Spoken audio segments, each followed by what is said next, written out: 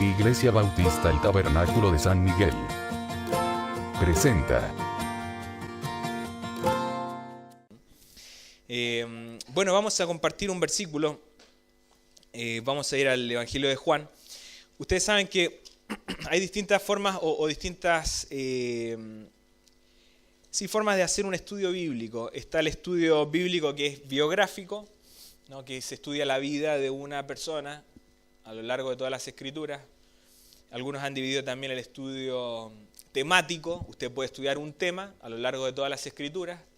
Usted puede hacer un estudio textual, que es el estudio de un texto, ¿cierto? Y de allí profundizar en ese texto y hacer un sermón en base a eso. Está el estudio expositivo también, que es el tomar un pasaje, explicar el contexto y sacar de él aplicaciones, etc. Hay formas de hacer estudios bíblicos. Por eso cuando usted escuche a alguien, enseguida trate de identificar cómo está encarando el estudio, ¿no? Si lo está haciendo biográfico, o sea, la historia de una persona, si está estudiando el sermón desde un punto de vista temático, o es el estudio de un texto en particular de la Biblia. Hoy nosotros vamos a hacer un estudio textual, ¿ya? Solamente vamos a utilizar un pasaje de la Escritura y después, en base a ese pasaje, vamos a tratar de profundizar, de separarlo y sacar lecciones para nosotros.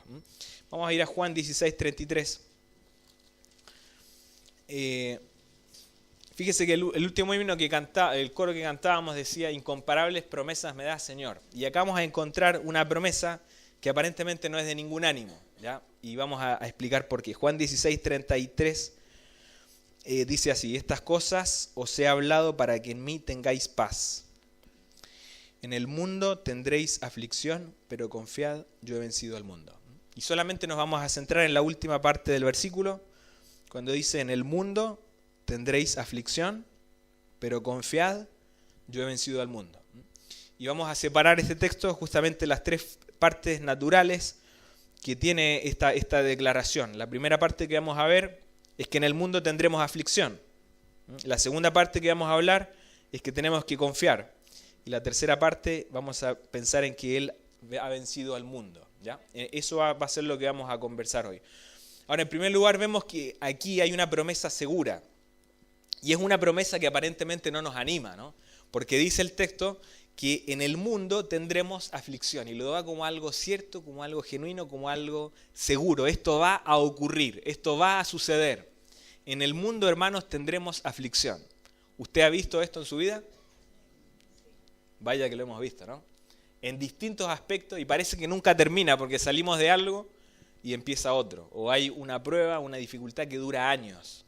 Entonces, vamos a explicar un poquitito el contexto de esta frase y la vamos a ir separando. Lo primero que podemos decir es que la palabra mundo, literalmente es la palabra cosmos en el original griego, se utiliza 185 veces en el Nuevo Testamento, esta palabra mundo, 185 veces en el Nuevo Testamento. Pero en el Evangelio de Juan se utiliza 78 veces. O sea, casi, redondeando, casi la mitad de las veces que se usa la palabra mundo en el Nuevo Testamento está en el Evangelio de Juan. Y si nos ponemos a pensar, la cantidad de veces que se menciona es muchísima. Vamos a ir mostrando algunos. Lo primero que podemos decir es que en el contexto inmediato en el que está, si nosotros vemos los capítulos anteriores, Juan capítulo 15, Juan capítulo 16, el Señor Jesucristo ya está en una etapa final de su ministerio terrenal. Y a sus discípulos les reúne y les comienza a revelar cosas muy importantes que iban a ocurrir en el final. En el capítulo 14 está la revelación de que iba a venir el Espíritu Santo, el Consolador, cosa que se cumple en Hechos capítulo 1, ¿cierto? Versículo 8 está, y en el 2 allí se concreta. Y en el capítulo 16 también habla de cómo el mundo iba a manifestar el rechazo hacia Cristo, persiguiendo a los discípulos y a los cristianos. O sea, les advierte y les dice: miren, en el mundo tendrán aflicción, les dijo a los discípulos. Iba a haber persecución, iba a haber oposición, iba a haber resistencia, iba a haber burla, iba a haber crítica. Eso es lo que el Señor Jesucristo le está anunciando a los discípulos. Cosa que verdaderamente ocurrió. Y en un sentido que sigue ocurriendo. Vamos a ver algunos ejemplos de cuando se menciona la palabra mundo en el Evangelio de Juan solamente. Juan capítulo 1, versículo 10. Y vamos a ver que siempre cuando habla de mundo vemos un sistema opuesto a Cristo, ¿ya? Un sistema organizado que se opone a Dios, se opone a Cristo, se opone a las leyes de Dios, se opone a los principios de Dios, se opone al Evangelio.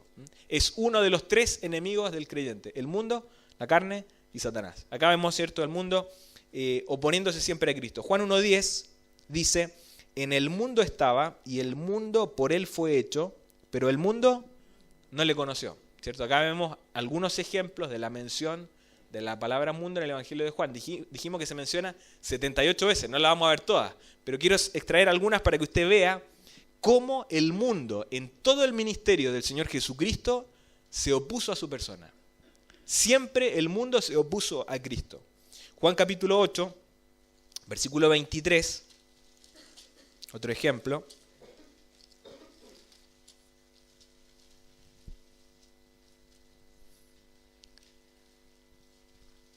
8:23 de Juan: y les dijo: vosotros sois de abajo, yo soy de arriba. Vosotros sois de este mundo, yo no soy de este mundo. Marcando una diferencia sobre el origen de la persona del Hijo. Juan capítulo 14.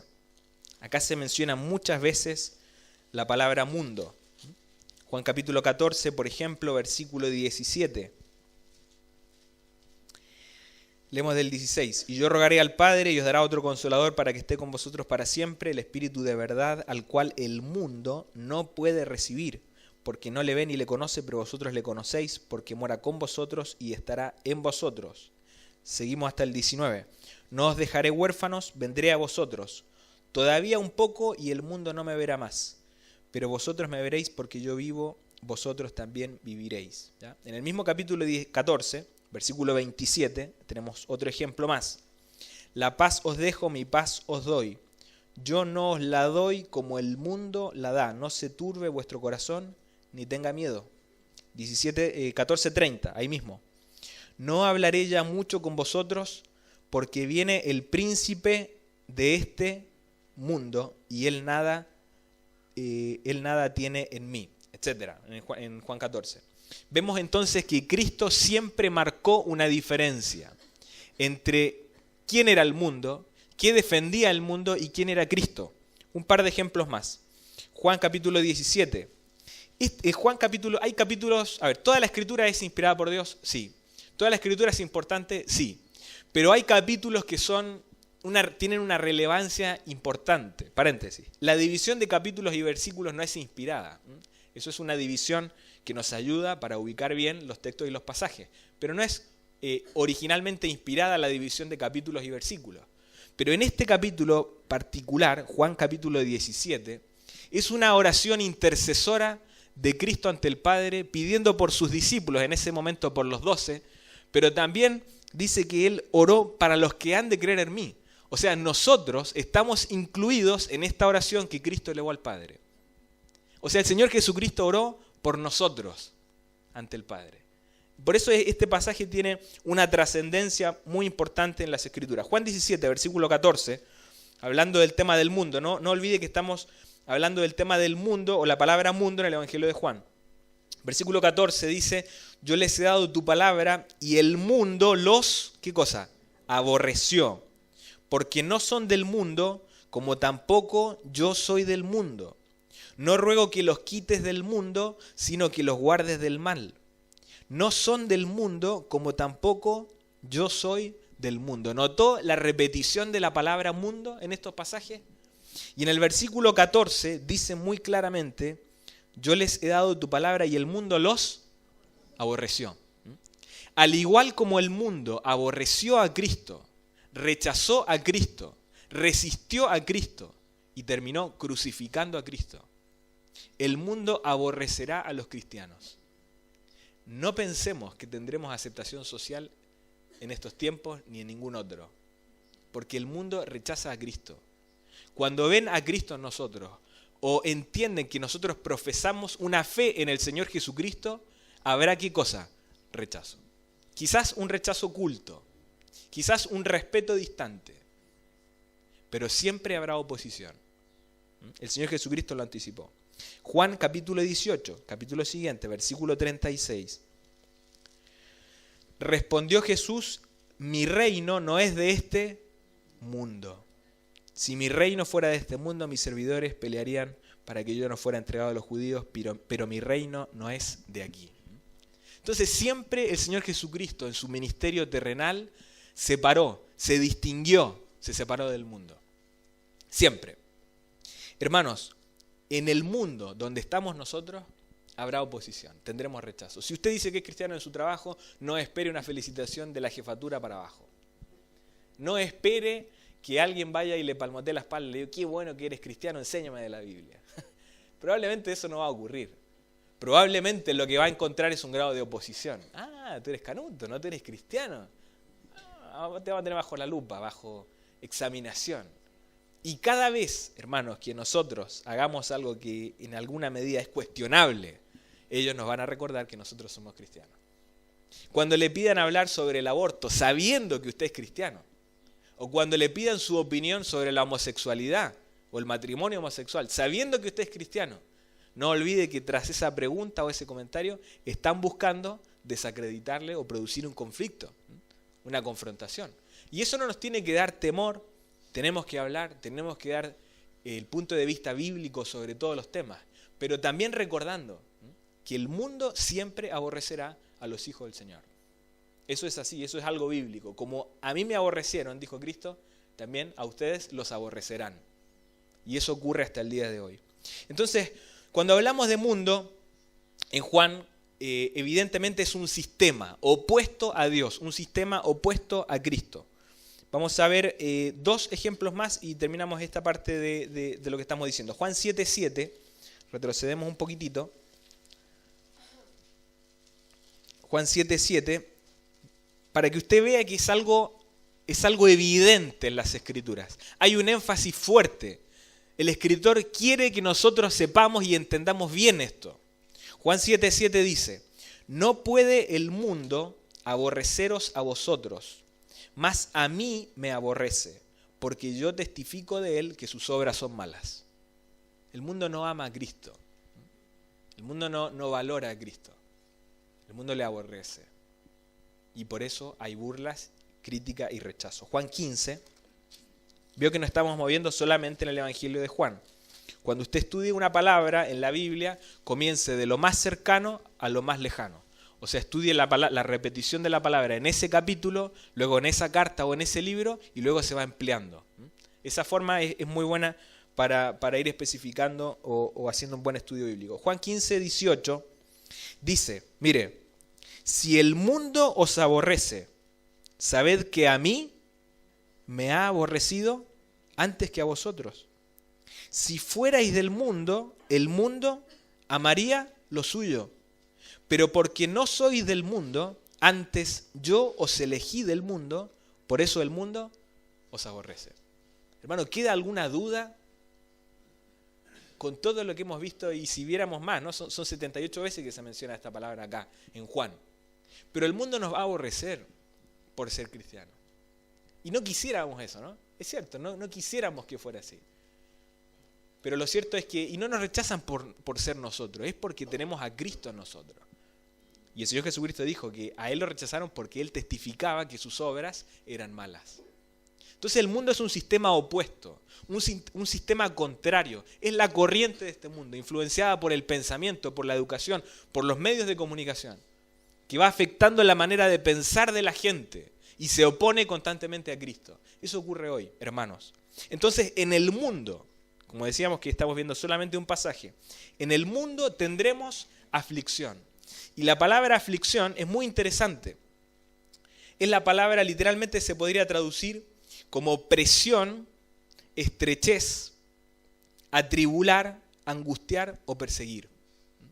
O sea, en el mundo estaremos presionados, estaremos puestos en estrecho, atribulados, angustiados o perseguidos. Es la palabra griega tslipsis, ¿no? Así se escribe. Y el mundo oprime al cristiano.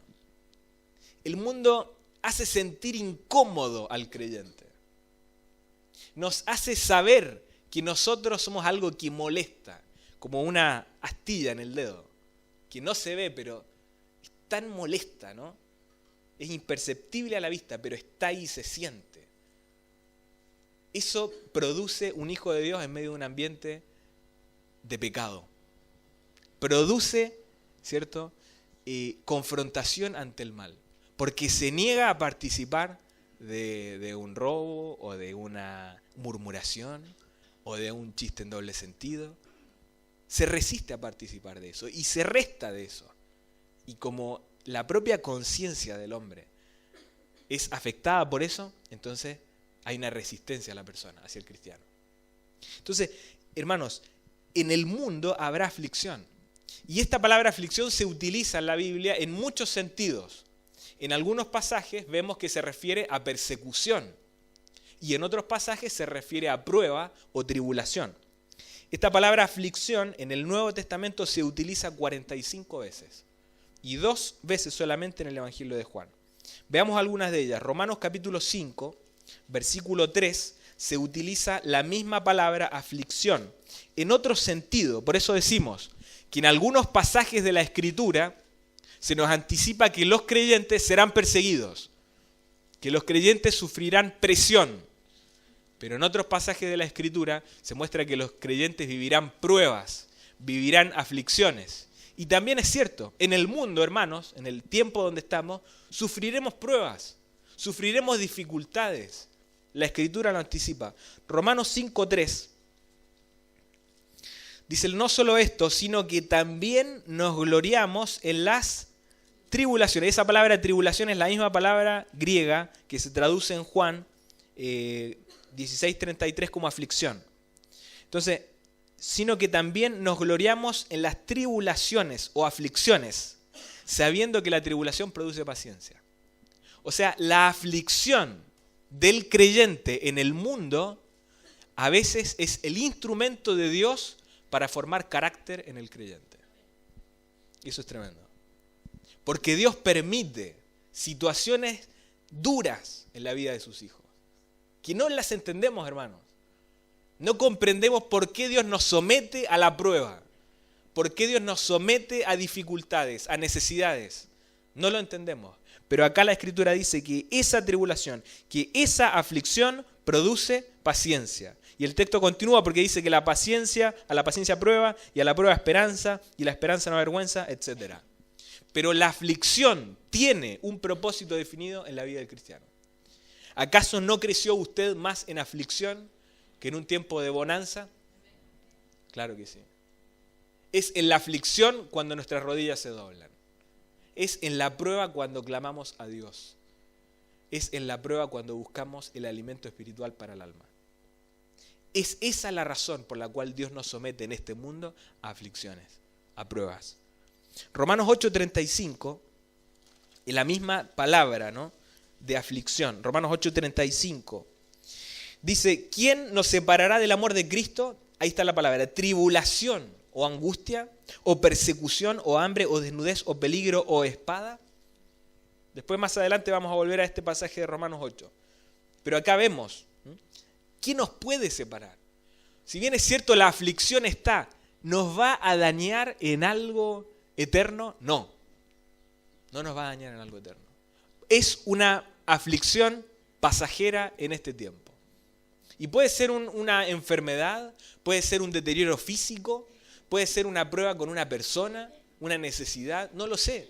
Dios tiene escuelas particulares para nosotros y nos hace transitar por sendas y caminos que Él ha trazado desde antes de la fundación del mundo para que crezcamos, dice la Escritura. 2 Corintios capítulo 1, versículo 4, fíjese, estamos viendo la palabra aflicción. Acá en 2 Corintios 1, 4 se repite, leemos del 3, 2 Corintios 1, 3.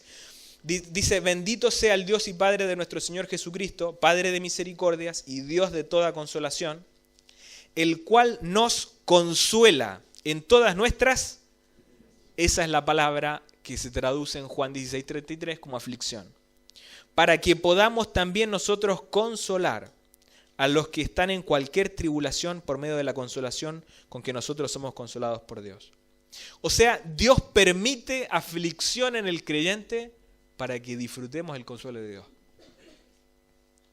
si no tuviéramos aflicción, no experimentaríamos ni conoceríamos el consuelo de Dios en nuestra vida. Por eso es que a veces Dios nos somete a esto. Intencionalmente Dios produce el fuego de prueba, como dice, ¿no? El fuego de prueba en el cual nuestra vida es sometida al calor de la prueba, para revelar lo que hay en nuestro corazón. Dios lo sabe, pero nosotros no. Y en la prueba sale lo que somos, genuinamente, ¿no? Realmente. Se evidencia lo que somos. 2 Corintios 4:17. Leemos del 16. Por tanto, no desmayamos antes, aunque nuestro hombre exterior se va desgastando, el interior no obstante se renueva de día en día. Porque esta leve tribulación, ahí está la palabra aflicción de Juan 16:33, momentánea, es por un momento, hermanos, produce en nosotros un cada vez más excelente y eterno peso de gloria. O sea, cuando la prueba llega a nuestra vida de manera dura, de manera en la cual no la podemos evitar, lo que nosotros más queremos, más anhelamos, es la vida eterna, es la gloria, es el cielo, es que el Señor nos lleve.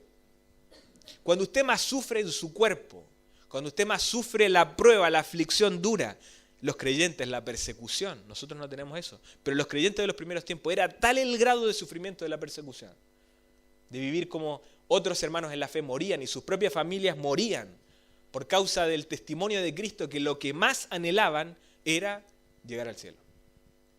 Entonces la aflicción, hermanos, produce en el creyente el deseo ferviente de estar con el Señor. Capítulo 7, versículo 4 de Corintios, segunda. Mucha franqueza tengo con vosotros, mucho me glorío con respecto de vosotros, lleno estoy de consolación, sobreabundo de gozo en todas nuestras tribulaciones. Ahí está la palabra aflicción de Juan 16:33, la palabra tribulaciones. Y Pablo les dice, ¿no? Sobreabundo de gozo en las tribulaciones. ¿Es posible eso? ¿Es fácil eso? Indudablemente que no.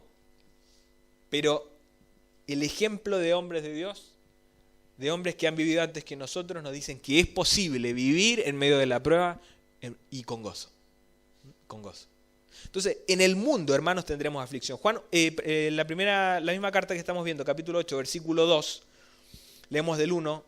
Asimismo, hermanos, os hacemos saber la gracia de Dios que se ha dado a las iglesias de Macedonia, que en grande prueba de tribulación, la abundancia de su gozo y de su profunda pobreza abundaron en riqueza de su generosidad. Estos eran hermanos perseguidos, eran hermanos que habían sido despojados de sus posesiones, pero aún en medio de esa tribulación, en esa grande prueba de tribulación, dice, tenían abundante gozo, estaban en pobreza, pero ellos eran generosos, ¿no?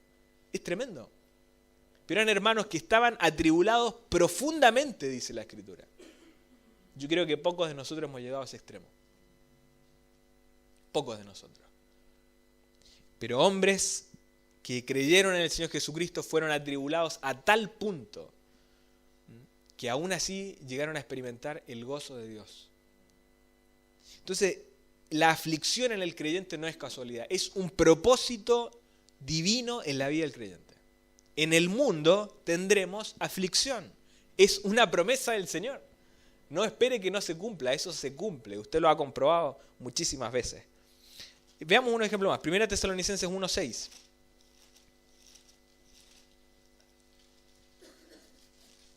Seguimos pensando en la palabra aflicción. Estamos en la primera parte aún. Chuta, ya son la 1 ya. Vamos. 1:6. Es justo delante de Dios pagar con tribulación a los que os atribulan, y a vosotros que sois atribulados, daros reposo con nosotros cuando se manifieste el Señor Jesús desde el cielo con los ángeles de su poder. Bueno, hay algunos más. Finalizamos con 2 solamente. Mateo 5:11, para ir avanzando rápidamente. Mateo capítulo 5, versículo 11, dice, bienaventurados sois cuando por mi causa, volvemos a la aflicción enfocada a la persecución, ya no a la prueba, os vituperen y os persigan y digan toda clase de mal contra vosotros mintiendo. Gozaos y alegraos, porque vuestro galardón es grande en los cielos, porque así persiguieron a los profetas que fueron antes de vosotros. Entonces nos dice, bienaventurados somos cuando hay persecución, cuando hay presión, cuando hay aflicción. 2 Timoteo 3:12, lo leo yo si quieren para que no lo busquen ustedes, pero dice que todos los que quieran vivir piadosamente en Cristo Jesús padecerán persecución. Entonces, hermanos, con todo esto que podemos decir, la primera parte del texto, en el mundo tendremos aflicción. ¿Por qué? Porque el mundo es opuesto a Cristo. Y también porque el Señor permite la aflicción en nuestra vida, para hacernos crecer, para que la imagen del Hijo se defina en el creyente, para que nuestro yo se desdibuje, para que la arrogancia nuestra se vaya aminorando y para que, justamente como dijo Juan el Bautista, para que Él crezca y yo mengüe. Pero confiad, es la segunda parte del texto de Juan 16:33. Dijimos que la primera parte del versículo es: en el mundo tendréis aflicción, pero confiad. Y el pero indica un contraste, un cambio. Dice: en el mundo tendremos aflicción, pero confíen. Y la palabra confiad se puede traducir, o es la descripción de este término es: tened intrepidez, valor, ánimo o aliento. Y 7 veces se utiliza esta palabra en el Nuevo Testamento. Algunas de ellas las menciono solamente. El Señor Jesucristo le dijo: confía al paralítico que fue sanado. Le dijo: confía a la mujer que sufría flujo de sangre. Le dijo: confía a los discípulos que estaban en el medio de la tempestad. Le dijo: confía al ciego Bartimeo antes de recibir la vista. Y les dijo: confíen, aquí en el Evangelio de Juan, en el capítulo 16, versículo 33, a hablarles del rechazo que ellos experimentarían en el mundo. Confíen. Y el llamado que el Señor nos hace en medio de la aflicción es a confiar en Él. Es a volver a tener intrepidez, valor, ánimo y aliento en el Señor. Ahora, eso no es una frase infundada, no es solamente confíen como alguien confía en cualquier cosa o en cualquier persona. No es solamente tener la actitud del que lucha y no se rinde como Rocky, ¿no? Ahora que jugó Chile ahí en esa ciudad de Filadelfia y hablaban de Rocky, el que nunca se rinde. No es hablar del nunca rendirse, no. La confianza del creyente radica en la declaración de la última parte del versículo. Dice: en el mundo tendréis aflicción, pero confíen. Y dice: yo he vencido al mundo. O sea, la confianza del creyente no está puesta en su voluntad de lucha, en su perseverancia ante todo lo que venga. No hablamos de eso. La confianza del creyente está puesta en Cristo. Y dice: ¿y por qué está puesta en Él? Bueno, porque Él ha vencido al mundo. Y la palabra vencido es interesante también porque es la palabra griega nikao, que significa subyugar, alcanzar la victoria, vencer o conquistar. ¿Vio esa marca muy famosa, la marca Nike? La marca Nike. Es una palabra griega que significa victoria. Esta palabra que se menciona aquí, la palabra Nike, figura en los originales de la Biblia. La vamos a mencionar ahora dónde figura. Pero esta palabra que se menciona aquí, yo he vencido al mundo, es la palabra nikao, que viene también de subyugar, de alcanzar la victoria. O sea, Cristo venció, subyugó al mundo. Él logró la victoria. Veamos algunos pasajes. 1 Juan capítulo 2, donde se repite este mismo término, la palabra nikao, 28 veces en el Nuevo Testamento. 1 Juan capítulo 2, versículo 13.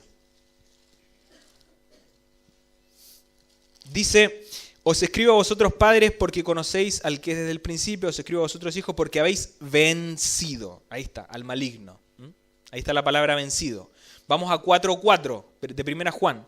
Estamos saltando algunas cosas por el tiempo. Vamos 4:4. Hijitos míos, vosotros sois de Dios y los habéis vencido. Está la palabra nikao, porque mayor es el que está en vosotros que el que está en el mundo. Y relaciona la palabra vencer con la palabra mundo. Juan capítulo 5, versículo 4, 1 Juan. Acá está la palabra Nike. Porque todo el que es nacido de Dios vence al mundo. Y esta es la victoria. Ahí está la palabra. Victoria que ha vencido al mundo, nuestra fe. Entonces, Cristo venció al mundo. Él ya lo venció. Ahora, ¿cuándo venció al mundo? Bueno, en la cruz, ¿no? Es en la cruz que el Señor Jesucristo estuvo dispuesto a morir como dice Juan 3:16, por todo el mundo. Él se dispuso en la cruz a pagar la deuda nuestra.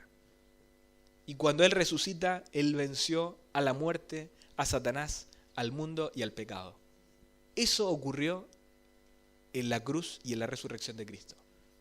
Allí entonces su victoria quedó, hermanos, garantizada con la resurrección.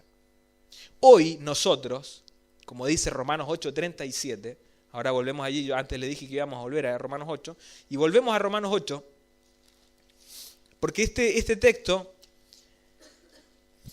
dice en el 37, antes en todas estas cosas somos más que vencedores. Y esta es la palabra griega upernikao, o sea, más que vencedores. ¿Se acuerdan que dijimos que nikao es vencer, subyugar? Ahora acá dice uper, y eso lo usamos nosotros cuando decimos el hipermercado, ¿no? Son herencia del griego, de las palabras griegas en nuestro idioma, ¿no? Latino. Entonces dice que en Cristo, antes en todas estas cosas, somos más que vencedores. Upernikao, por medio de aquel que nos amó. Por lo cual estoy seguro de que ni la muerte, ni la vida, etcétera, etcétera, nos podrá separar del amor de Dios que es en Cristo Jesús, Señor nuestro. O sea, en Cristo Jesús, cuando una persona creyó en el Señor Jesucristo como Salvador, se arrepintió de sus pecados, le pidió perdón a Él por sus faltas, y cree, deposita plenamente su fe en la persona y obra de Cristo en la cruz, allí hay salvación, hay perdón, hay limpieza y vida eterna. Vencimos, ¿cierto?, en Cristo al pecado, a la muerte, a Satanás y al mundo. Por eso dice el texto, en el mundo tendréis aflicción, pero confiad, yo he vencido al mundo. Y fíjese que la muerte y la resurrección de Cristo no es algo casual en la Biblia. Tenía algo más, solamente lo menciono por el tiempo, pero las figuras de Cristo en el Antiguo Testamento nos hacen pensar que su muerte y resurrección no fue casual. Era algo, un diseño divino establecido desde antes de la fundación del mundo, dice la Escritura. Y le pongo como un ejemplo, ¿no? Eso se conoce como la tipología de Cristo en el Antiguo Testamento. Y ya estaba establecido la muerte y la resurrección de Cristo. Por ejemplo, ¿cierto? Hay varias figuras de Cristo en el Antiguo Testamento. Vamos a ver solamente una para ilustrar. Juan capítulo 3, ya que nos hemos centrado en Juan, vamos a usar esta de Juan capítulo 3, versículo 14. Y como Moisés levantó la serpiente en el desierto, así es necesario que el Hijo del Hombre sea levantado, para que todo aquel que en él cree no se pierda, mas tenga vida eterna. ¿Sabe que este texto de Juan 3:14, cuando habla de Moisés en el desierto, es lo que ocurrió en Números, capítulo 21, en Números 21, ocurrió que la nación de Israel murmuró y vinieron serpientes ardientes que mordían a las personas. Y entonces Dios le dice a Moisés, construye un asta y pon sobre ella una serpiente de bronce. Y dice que todo israelita que mirara a la serpiente sería sano de la picadura de la serpiente. Y por eso dice, así como Moisés levantó una serpiente en el desierto, el texto dice, así es necesario que el Hijo del Hombre sea levantado, anunciando de qué muerte iba a morir Cristo. Lo que quiero decirle es que la victoria del Señor Jesucristo no fue casual, fue algo premeditado, algo anunciado, algo establecido tiempo atrás. Y todo aquel que mira a Cristo hoy es vencedor en Él. Figuras como esta, en la Biblia hay muchísimas. El arca de Noé, por ejemplo, también una figura, una sombra, una ilustración de la persona de Cristo. Todo aquel que se subía al arca iba a ser salvo de la condenación o el juicio que había, que en ese tiempo era el diluvio. Hoy en día es lo mismo. Todo aquel que cree en Cristo está seguro y salvo de la condenación, del pecado y de la muerte. ¿Vio? Figuras de Cristo en el Antiguo Testamento, anunciando la persona del Hijo, anunciando el valor de su sacrificio y su muerte en la cruz. El mismo tabernáculo, aquella construcción que servía como una forma de que el pueblo viera, ¿no?, el obrar de Dios, separando el lugar santo y el lugar santísimo. Eran figuras o lecciones gráficas de que lo que habría de venir era Cristo. y que es imposible acercarse a Dios sin Cristo. Al igual como el judío no podía acercarse a Dios, entrar en el lugar santísimo, solamente entraba el sumo sacerdote una vez al año, eso era un anuncio, una figura, una ilustración para que nosotros comprendiéramos que sin Cristo es imposible acercarnos a Dios. Bueno, hay algunos más, pero finalizamos con uno. El día de la expiación, una fiesta judía una vez al año. 2 carneros se tomaban, se echaban suerte sobre ellos y uno era muerto, sacrificado. La sangre de ese animal era puesta en el propiciatorio. Y el otro, el sumo sacerdote, oraba y confesaba los pecados de la nación y era liberado. Figurando, ilustrando la muerte de Cristo, su derramamiento de su sangre en la cruz y también anticipando su resurrección. 2 figuras del Hijo. ¿Qué es lo que quiero decirle, hermano? En el mundo tendremos aflicción, eso está claro. Habrá tribulación, habrá persecución, habrá burla, habrá crítica, habrá rechazo, habrá problemas, habrá desánimo. Eso existirá siempre. En el mundo tendremos aflicción. Tendremos preguntas, soledad, tiempos de desánimo. Eso va a estar. Pero hermanos, confiemos. Confiemos, ¿no? ¿Por qué? Porque Cristo dijo, yo he vencido al mundo. Nuestra victoria está solamente en Él. Cuando vivimos, y eso no es solamente para salvación, ¿cierto? Es para vivir una vida en dependencia de Cristo. Entonces pensemos en esto, ¿no? La muerte de Cristo en la cruz no fue un hecho casual, fue un hecho premeditado, fue un hecho preparado. Y en Cristo nosotros tenemos victoria, somos más que vencedores. No vivamos, ¿cierto?, en la desconfianza, en la incredulidad, en el temor. Vivamos con gozo en medio de la aflicción. Pidámosle al Señor ayuda en esa dirección. Oremos. Iglesia Bautista El Tabernáculo de San Miguel.